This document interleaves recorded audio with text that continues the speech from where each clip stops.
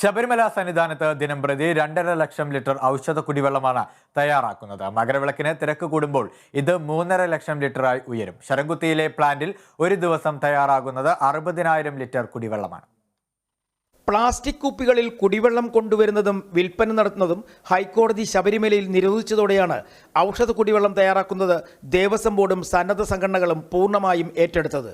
ശബരിമല സന്നിധാനത്തെ 2 പരമ്പരാഗത പാതകളിലും ഔഷധ കുടിവെള്ളം തയ്യാറാക്കി വിതരണം നടത്തുന്നത് ദേവസ്വം ബോർഡാണ്.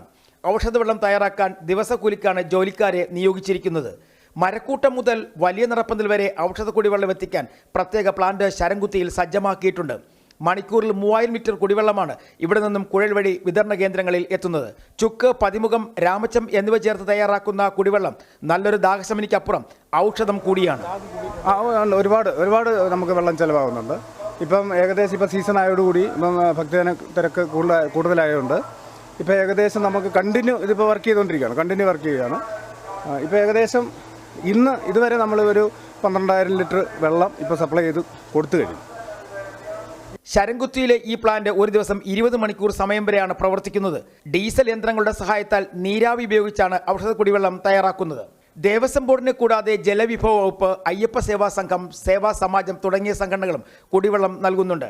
ജലവിഭവ വകുപ്പ് പ്രത്യേകം ശുദ്ധീകരിച്ച് തണുപ്പിച്ച വെള്ളവും ടാപ്പുകൾ വഴി തീർത്ഥാടകരിൽ എത്തിക്കുന്നു. മകരവിളക്ക് ആകുന്നതോടെ തീർത്ഥാടകർ തങ്ങുന്ന സ്ഥലങ്ങളിൽ താൽക്കാലിക ടാപ്പുകൾ സ്ഥാപിച്ച് ശുദ്ധജലം എത്തിക്കുന്നത് ദേവസ്വം ബോർഡും ജലവിഭവ വകുപ്പുമാണ്. ശബരിമല സന്നിധാനത്തു നിന്നും അശ്വന്ത് പിണറായിക്കൊപ്പം D Binoy, Kerala Vision news.